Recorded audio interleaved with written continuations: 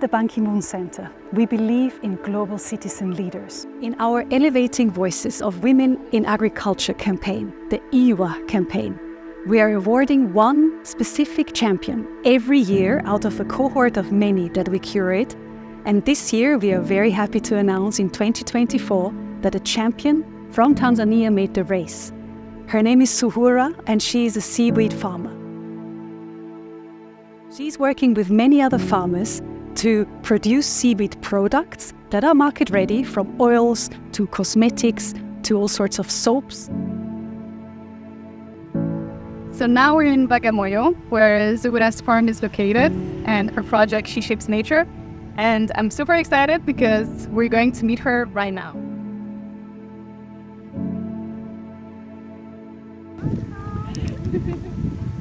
Personally, I have grown in a family where I have seen the women at the forefront in agriculture activities. And in fact, about 44% of women in Tanzania are engaged in agriculture to sustain their livelihoods. But I remember one day I visited a coastal area of Bagamoyo and noticed that the women were in the ocean holding ropes.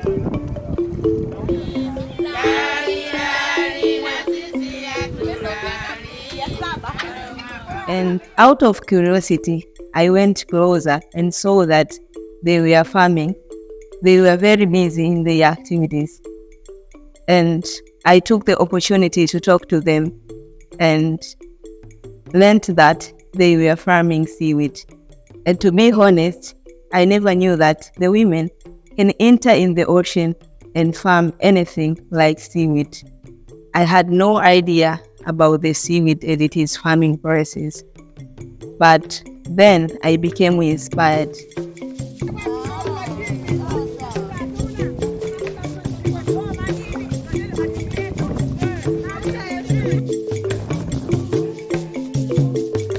Once you conduct this seaweed farming, apart from finance and the training, you need to have these materials like the pegs, the lobes, and the seaweed itself, so that you can conduct this seaweed farming in the ocean.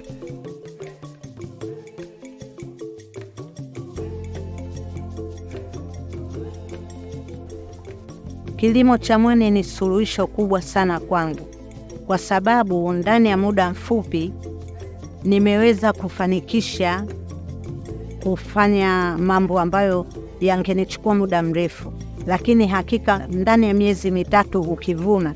Sasa hivi ninaweza nikauchakata ule mwani, nikauza ukiwa mkavu, nikausaga kama unga, nikauza kama unga, nikatengeneza juisi, nikauza, nikatengeneza mafuta, nikauza, natengeneza sabuni, nauza, natengeneza jeli, natengeneza skrabu, natengeneza lotion. Kwa hiyo mimi binafsi umenisaidia sana. Kilimo cha mwani kwangu kimekuwa suluhisho kwa njia nyingi. Njia ya kwanza, kilimo cha mwani mimi kimenipatia pesa. Kwa hivyo naweza kukizi majukumu yangu pasipo saizi kumtegemea ndugu aina yoyote. Yaani siwezi kumtegemea bibi wala siwezi kumtegemea baba. Kwa hiyo kilimo cha mwani kimeniongezea kipato na pia kimeniboreshea kipato cha maisha yangu. Cultivating seaweeds in the ocean, it has many benefits because this seaweed, they absorbs nutrients, minerals, and carbon dioxide from the water. Because these minerals, they consume dissolved oxygen in the water, and if these minerals are in high amount in the ocean, it makes them consume a lot more oxygen in the ocean, leaving a very small room for other organisms to have access to oxygen. So cultivating seaweeds in the ocean, it's perfect, and it's the best way for keeping this dissolved oxygen in an amount which can sustain and support other marine life.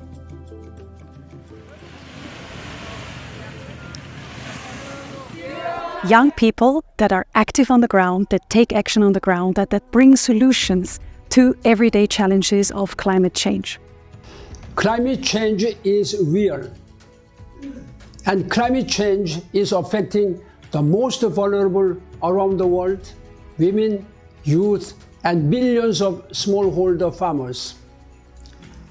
In countries like Tanzania, climate change and gender inequality put an additional pressure on women farmers. Access to resources, land, and leadership is limited and a real challenge, increasing women farmers' vulnerability. Climate change has led to unpredictable weather patterns that not only affect the seaweed growth, but also reducing yields.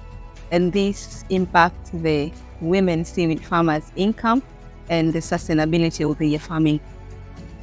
Mabadiliko ya tabia nchi yameathiri sana kipato changu kwa sababu ukulima wa mwani, yani mwani wote ulikufa kutokana na maji baridi kuingia baharini.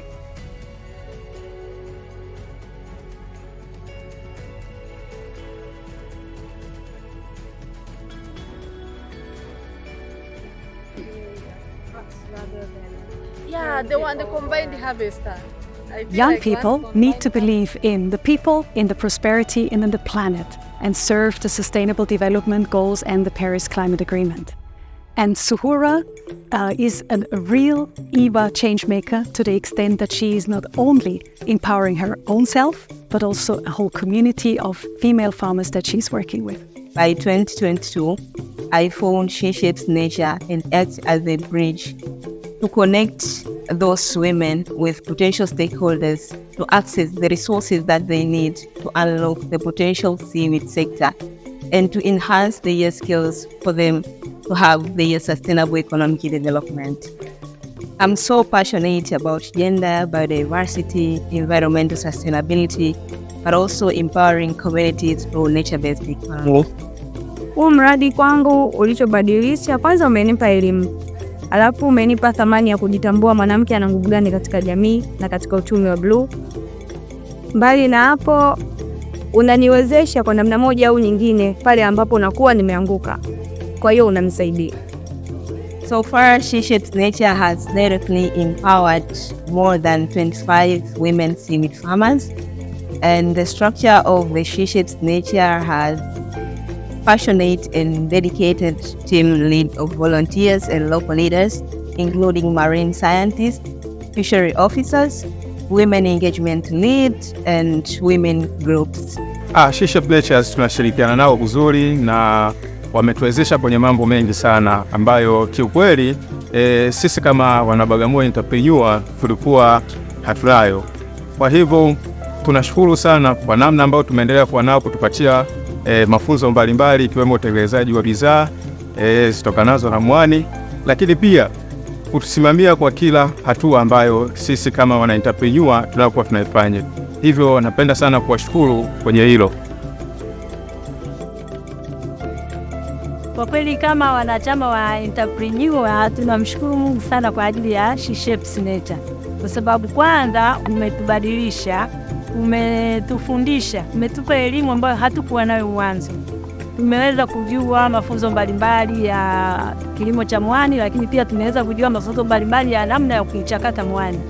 Kwa hiyo kwa namna moja au nyingine tunaishukuru sana She Shapes Nature, lakini pia wametuwezesha hata katika kipato. So for the young people, I really need them to be passionate, but also to be resilient and remember even the small action that they can do, it can lead to the significant change. And also when it came to seaweed sector, there are a few number of youth who are really engaging in that sector. And therefore we need them to be part of this process, because when it comes about the seaweed farming, it is not only about farming. There is innovation, there is transportation. So we really need them to be part of this so that they can bring their solution, their ideas and innovation so that we can unlock together the seaweed sector from farming, transportation and innovation. Thank you, Zuhura, for your leadership and for showing us the way forward. And thank you to the many other young people who work every day on making a positive impact in their communities. Your work is a truly inspiring change, and I am convinced that together we can create a brighter, greener future for generations to come.